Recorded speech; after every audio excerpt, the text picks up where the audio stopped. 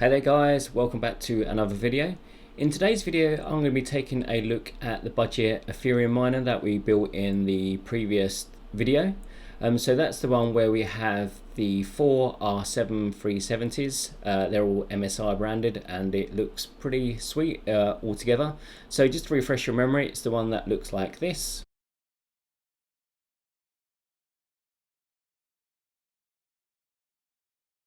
Okay, so in today's video, what I wanted to just show you is how the rig is actually performing. So I just want to show you what miner I'm using, the drivers, power consumption, clock speeds, that kind of thing, just so you can sort of use that as a reference for yourself and maybe use that information to set up your own rig or tweak your rig to get the best performance out of it. So on the actual screen you can see that this is the miner that I'm using. It is the Claymore's dual Ethereum miner, and it's the 5.3 version. I'm actually using it in Ethereum only mode. So you can see here it's currently sort of hashing away and we're getting just over 55 mega hashes. So the GPUs at the moment are actually slightly overclocked, and that's the kind of hash that I'm getting now. With the actual default clock speeds, I was getting just over 50 mega hashes. With the default clock speeds, I'll just show you those where we are now. So let me just reset it just for a moment.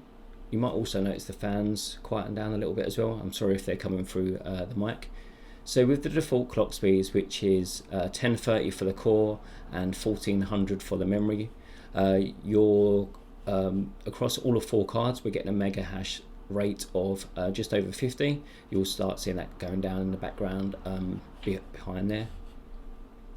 And the actual power usage for that was just about 500 watts.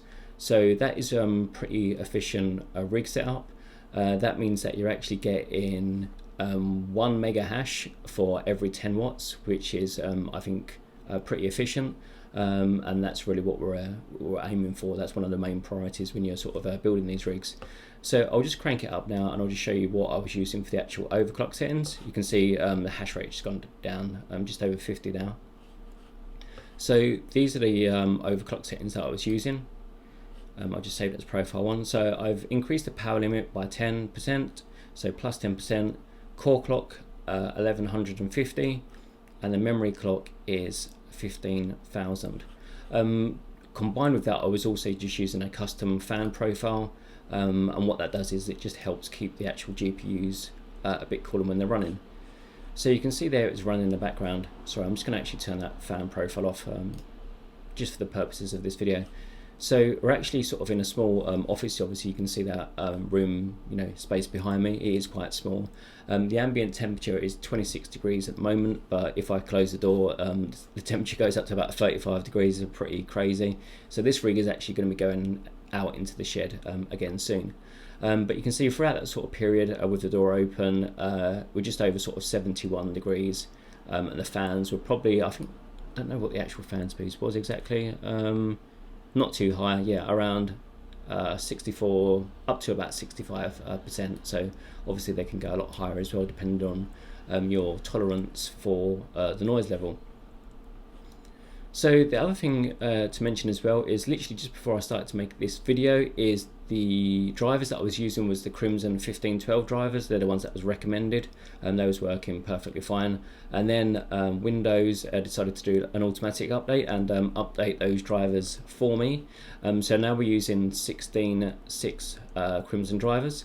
However, the performance isn't any different, so that's not too bad. I really don't mind that. With the NVIDIA drivers, you get this massive discrepancy depending on exactly which drivers you're using, causes all sorts of problems. But with the AMD drivers, it doesn't really seem to matter whether you're using the old ones or the new ones. You're still getting the same sort of performance benefits there. So the other thing I was just going to say was when the actual rig is overclocked as it is now, we're getting just over 55 mega hashes, and the actual power usage is just under 550. So we're kind of getting a 10% performance increase, and we're only using the same 10% sort of extra power. So in terms of the overall efficiency, when it's overclocked, the efficiency is basically exactly the same, but you are just getting that extra bit of a performance there as well as. So I think that's about it. So we've got you know, the power usage, the drivers that I'm using, the software that I'm using, and the, you know, the current hash rate. I think that answers the most common questions, and I just wanted this video to be quite short in any case. If you have any additional questions or anything that you'd like to ask me about this rig or mining in general, please don't hesitate to ask, and I'll be sure to get back to you guys shortly. So until the next video, guys, take care.